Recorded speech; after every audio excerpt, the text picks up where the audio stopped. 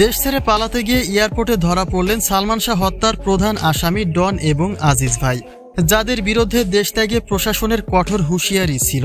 কথা ছিল আত্মসমর্পণের, কিন্তু তারাই আজ ছদ্মবেশে ধরা খেলেন বিমানবন্দরে।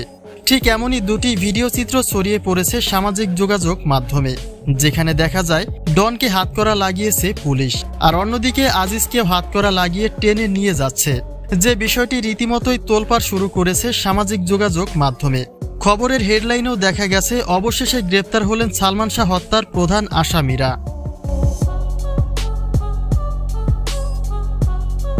সালমান শাহর মৃত্যু আরও 3 দশক আগে হলেও তার নিজের ঘনিষ্ঠজনেরাই ছিল সন্দেহের তালিকায়। অর্থাৎ গল্পের শুরু থেকে ডন, সামিরা, আজিজ ভাই সহ আরও বেশ কয়েকজন ছিল সন্দেহপ্রবণ অবস্থানে, কিন্তু তখনকার আদালত সালমানের মৃত্যুকে হত্যা বলে বিবেচিত করেনি, যে কারণে মাঝের এই দীর্ঘ 29 বছরেও বিচারের আওতায় তারা আসেনি। কিন্তু হঠাৎ করে সেই মামলার মোড় ঘুরেছে 3 দশক পরে। বর্তমান আদালত এই ঘটনাকে একটা পরিকল্পিত হত্যা ঘটনা বলে বিবেচিত করেছে, যে কারণে উক্ত আসামিদের গ্রেপ্তারের নির্দেশ দিয়েছে আদালত, আর সেই কারণেই তাদের দেশত্যাগে নিষেধাজ্ঞা জারি করেছিল প্রশাসন।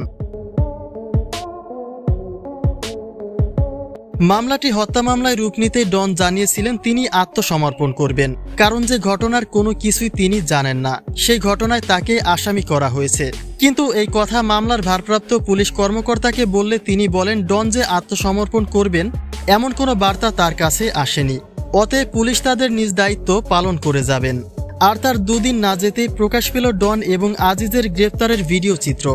তবে এমন কোনো খবর কোনো নির্ভরযোগ্য টিভি চ্যানেলে এখন পর্যন্ত দেখা যায়নি, যে কারণে উক্ত ভিডিও দুইটি নিয়ে বিতর্ক রয়েছে।